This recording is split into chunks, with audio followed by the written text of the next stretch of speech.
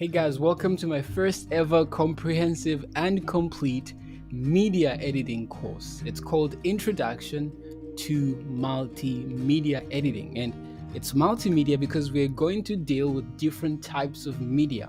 And you'll find that the different types of media actually work hand in hand. For example, you can't have video without audio. You can't really have video without picture because video is simply moving pictures. So you see, it's all related. And that's why I wanted to tackle or, approach everything together at the same time. So you will learn the art and the heart of creativity. I won't be sharing with you, fancy techniques from the Hollywood productions. No, I'll be sharing with you how to create and how to enjoy doing it and how to celebrate it and how to make sure your work reaches and influences people the way that you want to, the way that you design to. And so this course will have a free version, of course, because I love you, and also a paid version because I need you. And so I hope you'll be able to support both. Without any further ado, I must say a disclaimer before I continue. I have not gone to any video editing school or any film school for that matter. However, I have my own experience for the past 5 years dealing with different types of media, and it's been awesome. It's been a blessing. I've learned a lot, and this is me giving back and helping out those who want to try this out and who want to try content creation, who want to try video editing, audio editing, picture editing, whatever it might be. If that's you, my friend, you are in the right place. And in fact, why don't we begin right now? So this will be like the first multimedia, multi-level course designed for both beginners and also those who want to take their skills to the next level. So it's multimedia. I've already discussed that, but multi-level means if you're a beginner, this will bless you. If you are, intermediate, this will bless you. If you're advanced, this will advance you because it's dealing with the heart of what it is to deal with media and communication and content and all that stuff. So I will be introducing the basic elements of video, audio, photo editing, but also I want to, share a little bit about the whole creative process when it comes to content creation and how you can make your media and your in whatever it is that you do more impactful. So you learn how to edit as a pro, but the major concern that I'm after is to share with you how to create like God. And this will be our experience together as we explore different things. How do I create like God? Because this whole thing is based on we being made in God's image, and the ability for us to create anything is implanted and only possible antecedented by God himself. And so it's going to be amazing. So this course will take you through the entire creative process, and I will also share my new understanding of the creative process, how you can actually, based on how God creates, how you can imitate that. So you need this course if you want to be independent when it comes to editing media. Sometimes you have a great idea in mind, but you just don't have the skills to bring it to life. Maybe you want to edit a video a certain way, or you want a video to look a certain way, but you can't do it because you don't know how to. Maybe you don't have that creative, follow up within you, or perhaps you just don't have the skills, or you don't have the tools because perhaps they're expensive. We are going to minimize and, in fact, remove all those obstacles as we go through this course. So the whole idea is being independent and being able to do things on your own as a content creator, video editor, whatever you can do. And I'm going to be introducing to you free tools you could use, or even some priced or paid options that are really doable, right? And so let's move on. So that's why you need this course. And if you relate, let's move on. Let's jump into the types of media. So obviously the different types of media. So we have a photo, for example, and that's an image. An image is an artifact that depicts something that depicts reality, something that depicts visual perception, such as a photograph or other two-dimensional picture. Now, that definition includes video as well, but an image is simply a physical representation of how something looks like in the real world.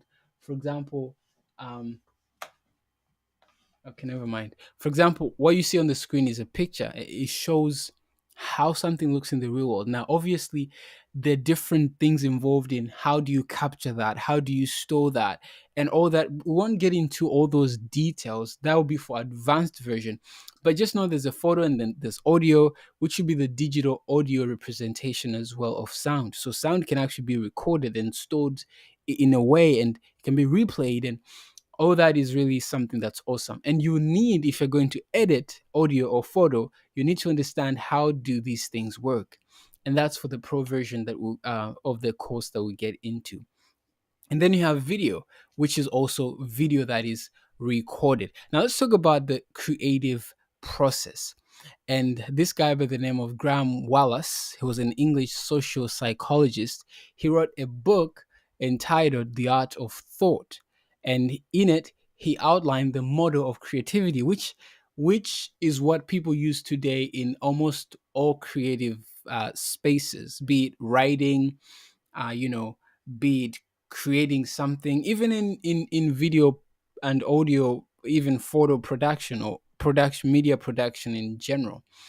And the whole thing says you have to prepare, and there's a process or a stage called incubation, then illumination happens, then verification. Here's what that means. So in the preparation stage, you research, you consume, you immerse, you gather. So it's like, that preparation before you do anything, you just make sure you have everything you need. And then the incubation process or stage is where you explore, given the information you have, given the things you've consumed, right? And you've gathered, you now are able to experiment. And then you can actually synthesize using the different products or parts that you have. You can create new parts. So that's when the creation really starts to happen. Illumination will be the aha moments where you actually now discover interesting things as you create. And like, wow, if I put that there, that would be like amazing. And then you have the evaluation where you reflect, criticize, assess. Okay, is this really what I wanted to do? And then you implement, and then you work, you work, you work. Okay, so that's a creative process. You identify a goal or wish or opportunity. It has been universalized, as you can see on the screen. So identify a goal, wish, or opportunity, gather input and insight, clarify the challenges, you generate ideas, you prototype and strengthen. Prototype means to just create like drafts really of something, and then you plan for action, you implement and evaluate, and then you're done. Now, honestly, as I approach the creative process, it's really nice. And I was also reminded back when I was doing school. I was reminded in school, we used to write essays, and there's different stages for writing an essay. You prepare, you do that, you evaluate, and then you publish, type of thing. For me, I wanted to follow this, of course, is good, but I want to introduce guys to the Genesis process. That's what I could call it, or the Genesis creative process. And this is based on Genesis, or how God creates.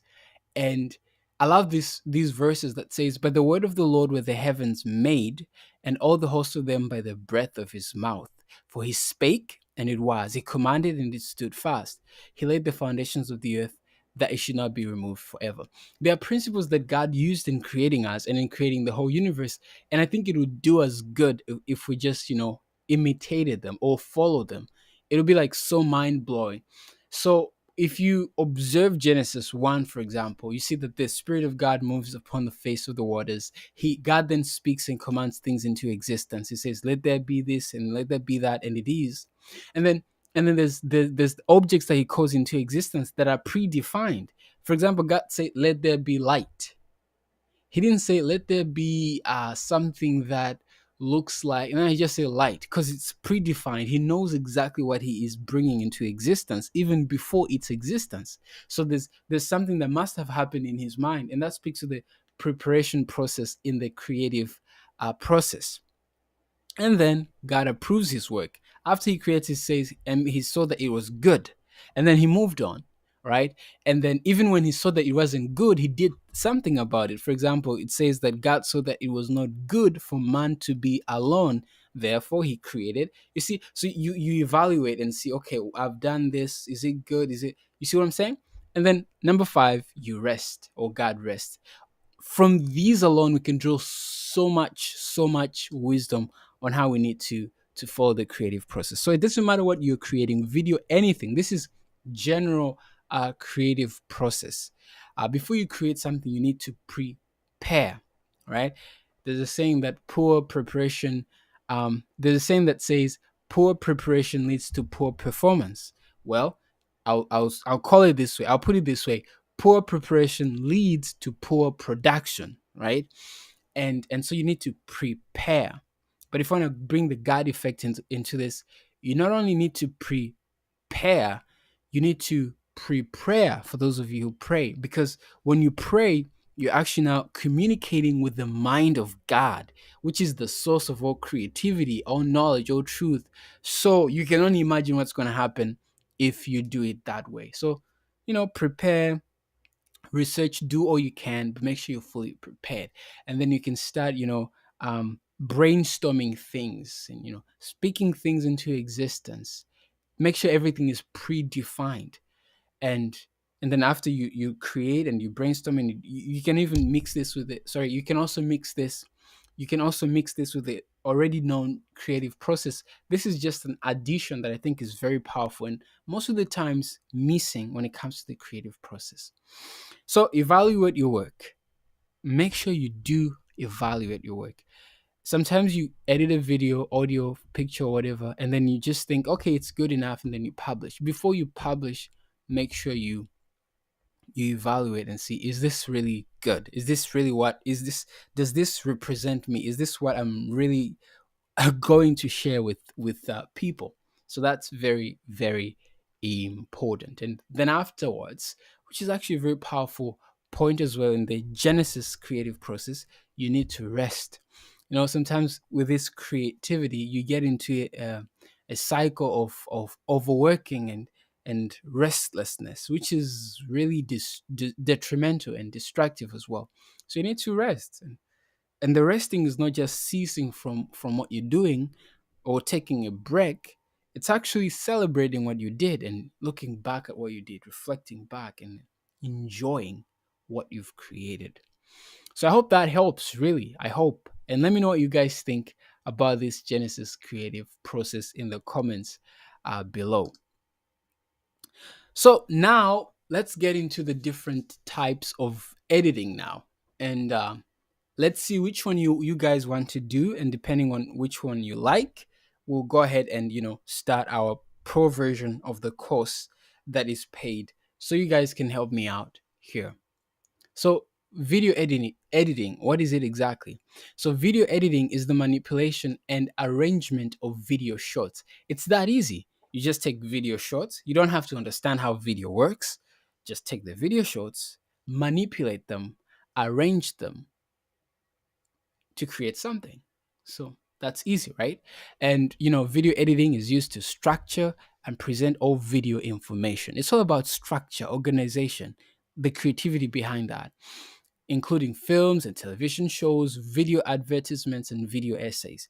Video editing has been dramatically democratized in recent years by editing software available for personal computers. Back in the day, video wasn't that universal. It was only for a specific few people, but now everybody has video. Anybody can create video. Everybody by default is a video editor. You just have to tap into it and try it, and you do it. So everybody has the access, is all I'm saying.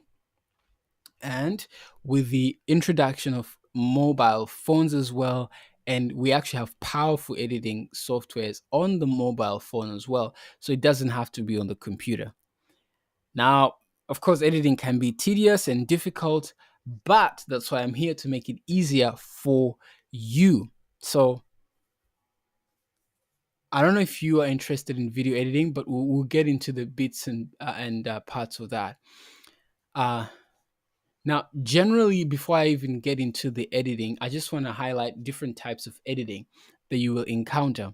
So you can use linear video editing, and linear means it uses a videotape and is edited in a linear way. So you have a tape and it's like one line. And several video clips from different tapes are recorded to one single tape in the order they will appear, which is a very tedious one.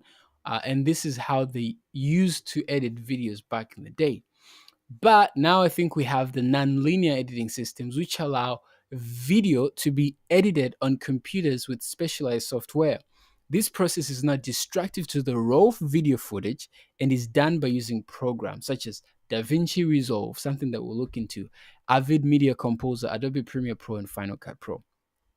So linear video editing actually kind of changes the original footage that you have, and you just add piece by piece on one single tape.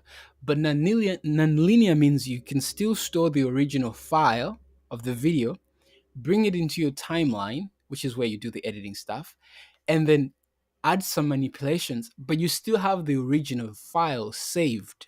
So that's pretty powerful. And that's the type of editing that we're going to be focusing mostly in our course. And then there's the offline video editing, which is a cool process as well, where the raw footage is copied from the original source without affecting the original film stock or videotape. Once editing is complete, the original media is then reassembled in an online editing stage. So this sounds like you know how you edit something and then you sync and something like that. Online editing, something that's really powerful that we need to take advantage of is online editing. And that is the process of reassembling the edit to full resolution video after an offline edit has been performed. And it is done in the final stage of video production. Okay, never mind about this online. But what I wanted to focus on was the cloud-based editing, which is pretty powerful. And you guys, you need to make sure you take advantage of cloud-based editing. So cloud-based editing is the process of utilizing the internet to work with content remotely, collaboratively, or of a time critical nature, such as editing of live sports events in real time using video proxies of original material. So it's the whole idea of using cloud-based video editing systems, and one of them that I'll be exploring with you guys is Weave Video, and I'll be giving you a full free course on that, on how you can use Weave Video. It should be pretty powerful for you guys. And then there's vision mixing, which is used when working within live television and video production environments. A vision mixer is used to cut live feed from several cameras in real time. And then there is audio editing, which is powerful. So audio editing software is a software or computer program which allows you to edit and generate audio data. So audio data. So it allows you to generate audio data. And audio editing software can be implemented completely or partly as a library, as a computer application, as a web app, or as a lockable kernel module. So too much stuff going on here, but simply put, audio editing is when you take the audio, you can change its volume, you can change its compression, how it sounds, how it feels. You can add some effects, you can make the sound deeper, higher, change the pitch. It's all about manipulating audio, really. And there's different softwares you could use, and I'll be walking you through those as well. There's Adobe Audition, there's Audacity, and we'll be looking at those both for free for you. So stay tuned for that one. And of course, there's photo editing, which is manipulating an image. And I think this one has gone under the most intense manipulation, because people love to edit pictures, and pictures that are edited look greater than those that are not. So that's something we'll be looking into. And the softwares for photo editing would include the ones I use, that is Lightroom. I use literally every app, even every phone has a default editor, so I use that one too. But Lightroom has been great. I didn't like Photoshop. I don't know why. Maybe it was too complex for me. But Lightroom is the way to go. I can't think. Oh, Canva, of course. But I think we'll talk about Canva later. For now, you guys, if you want to get the pro version, please feel free to do so. So in the pro version, I'll be going the software specific editing courses for you guys. So I'll be going over Premiere Pro, WeVideo, DaVinci Resolve, Final Cut, Lightroom, Canva, or any other software that you use. You just have to let me know. In fact, you don't have to let me know. I will know. I'll just give it to you. But that's it. And then we're going to look at media specific courses as well. And then for now, the course that we have ready is the video editing course. So I hope you take advantage of that one. And then later we're going to add the photo editing course where we go detailed into exactly how do you even edit. Then the editing course, audio editing course as well. And then we're going to have additional tools and resources. How do you live stream? How do you do branding, social media, social search engine optimization as well. So right now what we'll do is I'm going to go over different softwares because too much concept is not nice. And I guess one thing that I bring to the table here is I am not going to teach you concepts or ideas. I will show you how it's done, right? It's not about the skills or how do you do this, or it's not about the theory rather, but it's about the practice that matters. So I didn't go to school because I didn't go to school because school teaches you more theory than practice, but life teaches you more experience than theory. So